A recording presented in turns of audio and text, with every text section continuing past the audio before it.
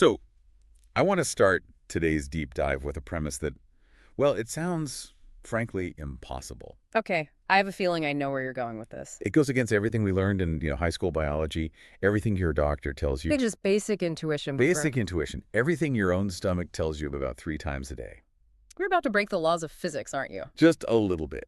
I want you to imagine for a second that human beings, you, me, everyone listening, don't actually need food, water, or sleep to thrive. Okay.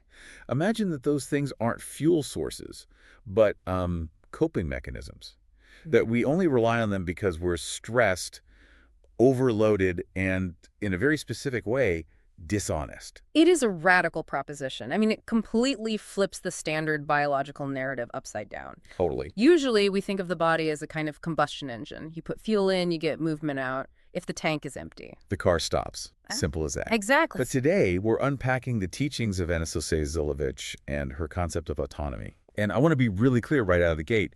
This is not just another take on intermittent fasting or, some juice cleanse. No, this is a total paradigm shift. We're talking about moving from a life based on intake Consuming things to stay alive. to a life based on connection. And our mission for this deep dive is really to explore the logic inside that framework. Precisely. We aren't here to endorse it because, let's be real, it contradicts mainstream science. Oh, absolutely. And we aren't here to just dismiss it as impossible either. We want to understand the philosophical and physiological claims Zilovich is making. Right, because whether you agree with the conclusion or not, her arguments about energy and honesty are, well, they're fascinating. It forces you to ask, where does my energy really come from? So let's dive in. The core concept here is autonomy. But she doesn't mean being a survivalist in the woods, Yeah. growing your own potatoes. No, not at all. In fact, that would still be a dependency model in her eyes. In Zilovich's view, autonomy is a return to an original state of human wholeness. The fundamental argument is that vitality, clarity, and peace, they're supposed to arise from inner coherence. Inner coherence. That sounds a little abstract. Can we break that down? Sure. Let's use an analogy. Think of the leaky bucket. Okay, I'm with you. A leaky bucket. The way we usually view life is that we're the bucket and energy is the water. We have holes in the bottom. Stress, activity, just being alive. Exactly. So the water leaks out. And to stay full, we have to constantly pour more water in. That's food, sleep, stimulation, even emotional validation. We are frantic bucket fillers. We are. And if we stop pouring, the bucket runs dry and we die. That's the standard model. Right. Now, Zilovich argues that this is a complete misunderstanding. She claims the problem isn't that we aren't pouring enough in, the problem is the holes. She argues that if the human system is perfectly aligned, if the bucket is sealed, we don't need to pour anything in. It just circulates. The energy circulates rather than leaking out. We become Right. self-sustaining. Okay, this is where we get into the physics part of it. Because she talks about honesty not just as a moral virtue like don't lie because it's mean. No, it's way deeper than that. She treats it as the sealant for that bucket, as a physical, energetic principle. That is probably the most critical piece to understand here. If you miss this, the rest of it just sounds like nonsense. Okay. To Zilovich, honesty is a cosmic principle of alignment.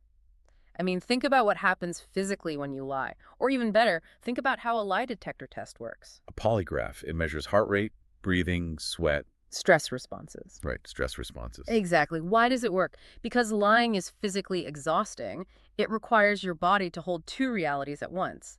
The truth and the fabrication. Which creates tension. That tension is a hole in your bucket. It blocks the flow of energy. Zilovich argues that dishonesty, whether it's to yourself or others, physically weakens the body. So dishonesty here isn't just, robbing a bank. It's staying in a job you hate. It's staying in a job you hate. It's saying, I'm fine when you're sad. It's eating when you aren't hungry. Oh, wow. Anytime your inner reality doesn't match your outer action, you fragment your consciousness. That fragmentation drains your battery. And honesty restores it. Honesty restores alignment. It lets the energy flow naturally. So in this model, if I'm completely exhausted at 3:00 p.m., it's not necessarily because I skipped lunch. Or didn't get enough protein. It's because my consciousness is fragmented. Precisely. She argues that stress, fear, and emotional fragmentation are the real energy drains. Therefore, true health is about connection rather than intake. So if you're perfectly aligned, if your thoughts, words, and actions are all coherent. Vitality circulates freely, you become self-sustaining. Okay, let's unpack self-sustaining because this is where the rubber meets the road, or maybe where the fork leaves the plate.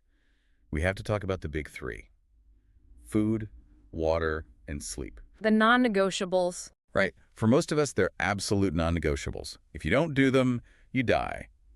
Zilovich claims these aren't biological needs. She views them as adaptive responses, and that's a key term in her work. Adaptive responses. She isn't saying you don't currently need them. She's saying you need them because your system is in a state of overload and imbalance. So they're coping mechanisms. Coping mechanisms for a system that is running inefficiently. Okay, let's take them one by one. Food. Most of us love food. We build entire cultures around it. Of course. She calls it a burden. She describes food as a burden that redirects energy into digestion.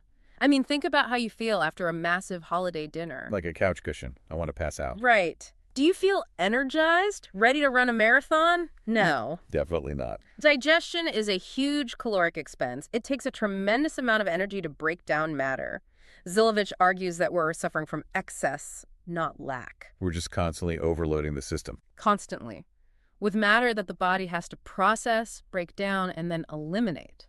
And that whole process produces heaviness and fatigue. So the idea is, if you weren't overloading the system, you wouldn't need the fuel to manage the overload in the first place. It's a circular trap. Essentially, yes. She claims that the feeling of hunger isn't usually a signal that you need vitamins. It's the body signaling a drop in stimulation or an emotional void. We eat to stuff down feelings or just to ground ourselves. Exactly.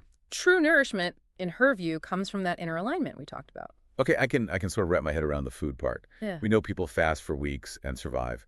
But moving to water. This is usually the sticking point. This is where people check out. The medical consensus is absolute. Yeah. 3 days without water, and you are in the danger zone. A week, and you're likely dead. How does she explain that?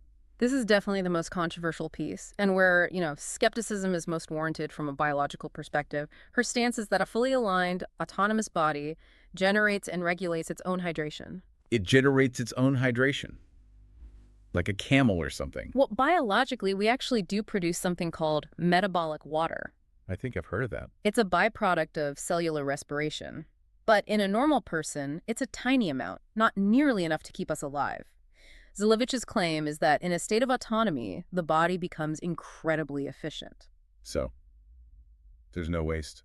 No waste to flush out, no excess heat to cool down through sweat, so the water loss just drops to near zero. But what about people who die of dehydration? That's a very real thing. You can't just mindset your way out of kidney failure. And she addresses that directly. She argues that when people get dehydrated and have these medical crises, it's because they attempted deprivation before integrating the autonomy.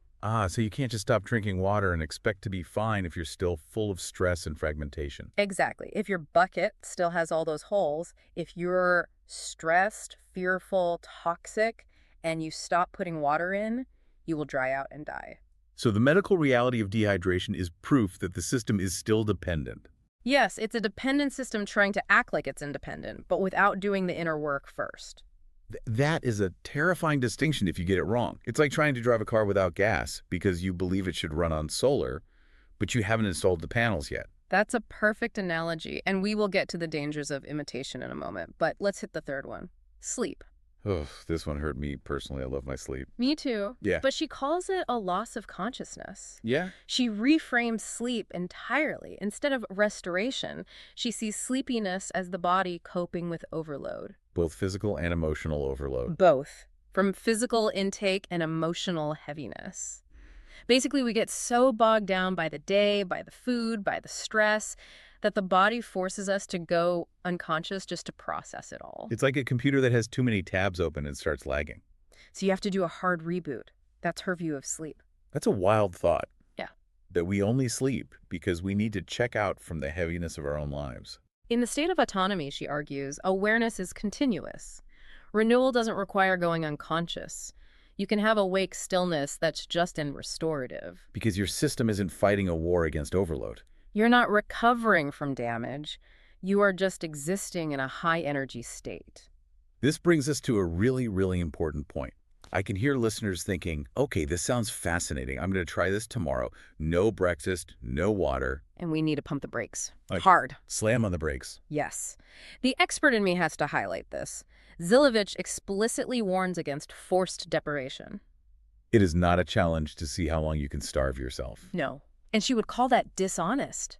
Think Mm. about it. If your body is screaming for water and you deny it through sheer willpower, are you being honest? No. You're creating conflict. You are creating stress. And remember, stress is the biggest energy drain in her model. So forced fasting actually moves you further away from autonomy. Because it increases your internal fragmentation. That is such an important nuance. If you are white-knuckling it, you are doing it wrong. Yeah. So how does one get there, if not by just stopping? It's described as a process of deconditioning, a natural relaxation of dependency. It happens gradually.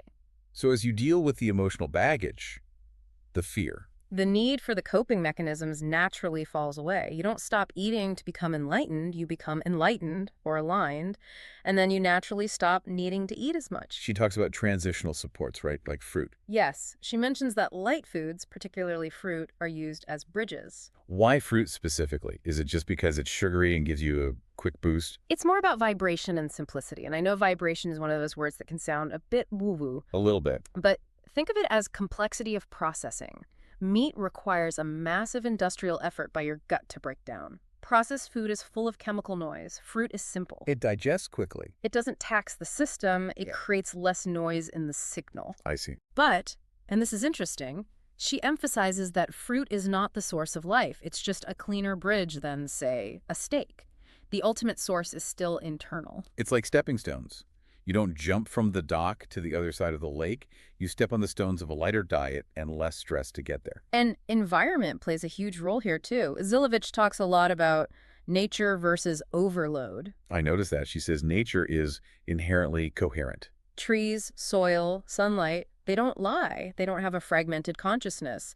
So being in nature supports that inner alignment. And you contrast that with living indoors. Artificial lights, constant digital input, fear-based news cycles. The sensory overload. Complete sensory overload. So part of this deconditioning is literally turning down the volume on the world. So the body can remember how to regulate itself. Exactly. You can't find inner silence if you're constantly bombarded by external noise. I want to pivot to how she views the body itself. Because if we aren't fueling the machine, what is the machine doing? Her view of symptoms is very different. Very different from Western medicine. She sees the body as a messenger. In her framework, symptoms are never random errors or bad luck. They're messages. Messages indicating an imbalance. Okay, give me an example. Take elimination, urination, and defecation. We think of these as totally fundamental biological functions. If you don't go to the bathroom, you're sick. Right. Zilovich views them as mechanisms to manage overload. Meaning just getting rid of the excess stuff we put in. Right. So the theory is that in full autonomy, where there is no excess intake, those processes diminish or even disappear. Because there's no waste. No waste because there's no inefficiency. That's convenient, I suppose. What about muscles? Usually we think, eat protein, lift heavy things, get big muscles. If you aren't eating protein, don't you wither away? She challenges that too. She views strength as an expression of energy flow and integration. She argues that the body maintains its own tone and vitality if the energy is flowing. So you don't need to build it with protein. It's a shift from building the body like a construction project to inhabiting the body fully. She uses the term autotrophy. I think I remember that from biology class. Right. Plants are autotroph. They make their own food from sunlight. Animals are heterotrophs. They eat other things. And she's suggesting humans are capable of autotrophy. Generating energy internally. That we've forgotten our original capacity, or that it's an evolutionary potential that is just dormant. Now, we have to talk about how this fits or, doesn't fit into the world we actually live in. Yeah. Because she clearly rejects a lot of institutional systems. She does. She is quite critical of institutional medicine and research. How so? She views those systems as just managing symptoms and really profiting from fear. Which is a common critique in alternative health circles. But she takes it a step further. If you call this pseudoscience, she has an answer for that too, doesn't she? She does. She interprets criticism as an expression of fear. If someone attacks these ideas, she sees it as them being attached to their beliefs or afraid of letting go of the survival narrative. So she encourages trusting direct experience over authority. Right. But that's a powerful defense mechanism for a theory, though. If you disagree, it's just because you're afraid. It makes it hard to have a debate. It does. It can create a kind of closed loop. But again, her focus is on the individual's experience. Right. But she doesn't say we have to leave society, does she? We don't all have to move to the mountains and meditate. No, and I think that's an important practical note. She talks about integration where one is. You can practice autonomy in a city. Oh. It's about bringing coherence into your home, your relationships, your mind. So turning off the TV, stopping the doom scrolling, being honest with your partner, that's all part of the physics of this. Exactly. The ultimate aim isn't just not eating. The aim is to live as the soul within the body, A state where the body responds to your inner alignment. rather than you being a slave to the body's hunger, thirst, or fatigue. It's a shift from survival mode to, what would you call it, existence mode. Maybe expression mode, or simply life. She frames it as a bridge back to source, reintegrating with our original nature. It is a lot to take in. And frankly, for 99.9% of people, giving up Sunday brunch is never going to happen. And that's fine. I don't think you need to adopt the lifestyle to appreciate the philosophy. That's a good point. So let's try to summarize this for the listener who is sitting there, maybe eating a sandwich, wondering what to make of all this. Right. What's the takeaway if you aren't going to become a breatharian? The central thesis is this.